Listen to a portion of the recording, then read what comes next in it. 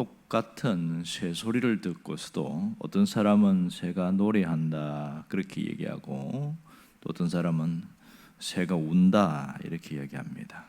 그 차이는 새가 노래하는지 우는지 새에게 있는 것이 아니라 이 소리를 듣는 사람의 마음에 있습니다. 마음이 슬픔에 젖어 있는 사람은 새가 우는 것으로 들리고 마음이 즐거운 사람은 똑같은 소리도 새가 노래하는 것으로 들리고 있습니다. 이러한 현상 각각 두 사람에게만 일어나는 것이 아니라 한 사람에게도 시차를 두고 일어납니다.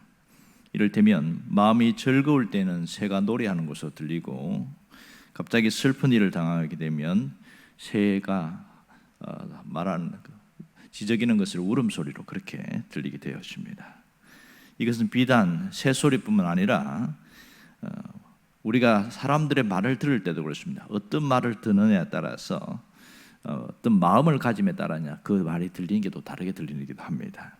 그러니까 이것은 하나님의 말씀을 들을 때도 동일한 일들이 일어나고 있습니다. 이 똑같은 일이 사도행전 11장에서도 반복되고 있는 것을 보게 됩니다. 사도행전 11장 1절에 보면 이렇게 시작됩니다. 유대에 있는 사도들과 형제들이 이방인들도 하나님의 말씀을 받았다함을 들었으니 이렇게 얘기를 하고 있고 오늘 우리가 읽은 18절에도 보면 똑같이 그들이 이 말을 듣고 잠잠하여 이렇게 나오고 있습니다.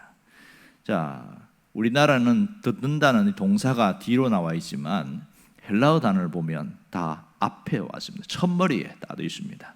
1절도 18절도 듣다는 말이 제일 먼저 나와 있습니다. 자, 그러면 이 1절과 18절 다 동일한 말씀을 들었어요.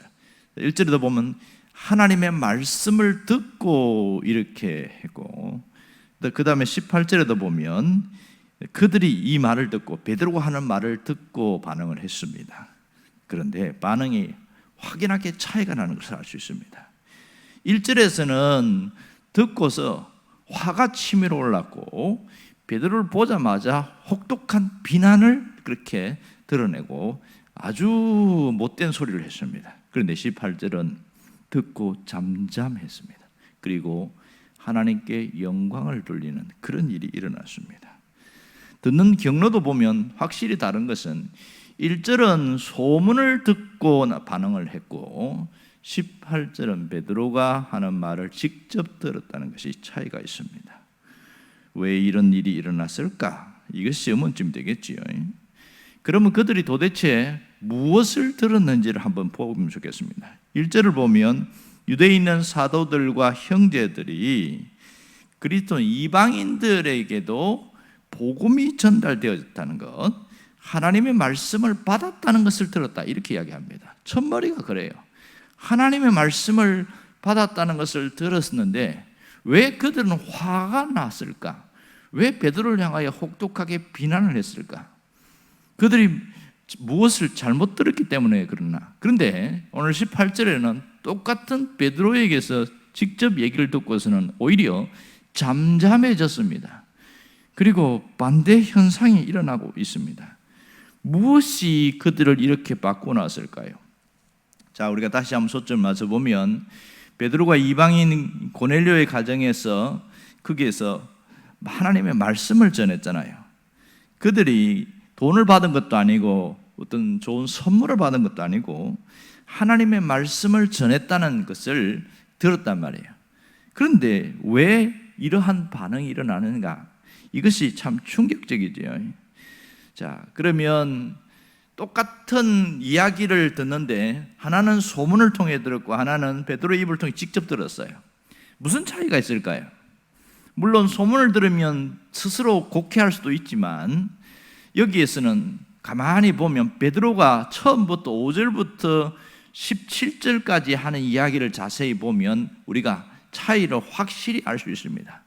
베드로가 모든 일련의 과정, 요바에서 무두장의 집에서 기도한 것부터 시작해서 이 고넬료의 가정에서 복음을 전했을 때에 성령이 임하고 세례를 준 것까지를 자세하게 풀어갈 때에 딱 핵심 하나입니다. 이것은 내가 하고 싶어서 한 것도 아니고 성령께서 전적으로 역사하셔서 나타나는 일이다. 이것을 강조하고 있거든요. 그러니 여기 앉아 듣는 사람들은 그 이야기를 들었을 때 이것은 성령의 역사였구나, 이렇게 듣고 있는 것이죠. 이 모든 것은 베드로의 설명을 통해서 성령 하나님이 직접 주도하셨고 직접 이끌어 가셨고 직접 결과를 만들어내셨다, 그 얘기를 쫙 듣고 있다는 거예요.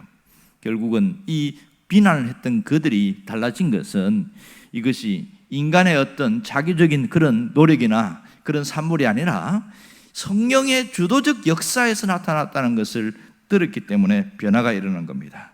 그러니까 이 베드로의 말을 들으면서도 그들도 성령님은 우리뿐만 아니라 이방인들에게도 똑같이 역사하는구나, 이것을 깨닫게 되었기 때문에 이러한 반응이 차이가 날 수밖에 없는 것이죠. 이들은 베드로의 설명을 들으면서 성령님께 집중하기 시작했고 그들 각자 심령 속에 성령의 빛이 스며들기 시작했습니다. 그래서 그들이 지금까지 짐승처럼 생각하는 이방인에 대한 그릇된 그 사고와 관습에서 깨어질 수 있는 것은 그들이 들을 때에 성령의 음성으로 들었기 때문에 달라진 것이죠. 하나님의 말씀을 받았던 것을 다르게 받은 것은 바로 이러한 차이점이 그렇습니다. 오늘 오직 하나님의 말씀을 성령의 빛 속에서 들을 때에 우리가 바르게 이해한다는 걸 알 수 있습니다. 가끔 이런 말을 합니다. 성령의 빛을 성령의 조명, 이런 단어를 씁니다. 그러니까 똑같이 들어도 그 사람이 어떻게 듣느냐에 따라서 달라질 수 있다는 것을 말합니다. 우리에게 주시는 교훈이 뭐예요? 하나님의 말씀을 들을 때에 어떻게 듣느냐에 따라서 변화될 수도 있고 그렇지 않을 수도 있다는 것을 이야기하고 있습니다. 그것은 말씀을 듣는 사람이 얼마나 성령께 집중하고 있느냐, 거기에 따라서 달라진다는 것이죠. 하나님의 말씀은 성령의 조명 아래서 깨달아지고 변화될 수 있다는 것을 잘 보여주고 있습니다. 우리는 매주일 하나님의 말씀을 듣습니다. 그 말씀이 내게 어떻게 들리는가, 그것은 각자마다 다르다는 걸 알 수 있습니다. 우리의 신앙은 말씀을 듣는 태도에 따라서 달라진다는 것은 우리가 잘 알고 있습니다. 정말 홍수처럼 수많은 말씀들이 떠다니고 있지만 이 말씀을 듣는 사람의 태도, 자세에 따라서 단순한 소리로 들릴 수도 있고 나를 변화시키는 하나님의 음성으로 들릴 수도 있다는 것을 알게 됩니다. 결국 우리의 신앙의 핵심은 하나님의 말씀을 얼마나 잘 듣느냐에 따라서 달라질 수 있다, 이것을 이야기하고 있습니다. 그러므로 신앙은 듣는 것에서 출발합니다. 잘 듣는 것에서 달라질 수 있다는 것을 이야기합니다. 그래서 성경은 믿음은 들음에서 나고 들음은 그리스도의 말씀으로 말미암는다, 이런 소중한 이야기를 하고 있습니다. 믿음이 어떻게 생기냐? 잘 들을 때 생긴다. 이 들음에서 난다는 것을 정말 중요하게 생각해야 됩니다. 바울은 로마서 10장 17절에서 계속 강조하게 하는 게 그거예요. 믿음은 들음에서 난다. 우리의 믿음이 성장하고 믿음이 성숙되는 것은 뭘 통해서입니까? 말씀을 들으면서인데 얼마나 잘 듣느냐, 새겨 듣느냐, 이 부분이죠. 이것은 다르게 말하면 신앙생활에서 말씀을 듣는 훈련이 잘 되어 있는 사람은 갈수록 신앙이 성장하지만 듣는 훈련이 되지 않은 사람은 그냥 그 자리에 멈춰 있거나 오히려 병들거나 두 가지가 된다는 것을 알 수 있습니다. 여러분, 말씀을 듣는 훈련이 뭐예요? 듣고 난 다음에 순종을 할 것인가, 아니면 한쪽 귀로 듣고 한쪽 귀로 흘려버리는가, 그런 얘기잖아요. 말씀을 듣는 훈련이라는 것은 그 말씀을 내 것으로 듣고 새기고 순종하는 것, 그걸 얘기하고 있습니다. 그러므로 들은 다음에 다음 단계가 순종이라는 것은 우리는 너무나 잘 알고 있습니다. 이것이 듣는다는 표현의 포괄적인 부분입니다. 우리가 이렇게 중요한 걸 안다면 어떻게 들어야 하는가는 너무나 확연하게 깨닫게 됩니다. 이 하나님의 말씀이 내 마음에 새겨지고 모든 것을 이끌어가게 하려면 어떻게 됩니까? 내가 그냥 듣는 것이 아니라 성령께서 내게 역사하셔서 그 말씀이 진리로 새겨지고 깨닫게 하도록 그렇게 되어져야 되는 게 맞습니다. 성령의 빛 가운데 들릴 때는 새롭게 들리게 됩니다. 희한하지요. 같은 얘기인데도 아무리 이야기를 해도 깨닫지 못한 사람이 있고 깨닫는 사람이 있어요.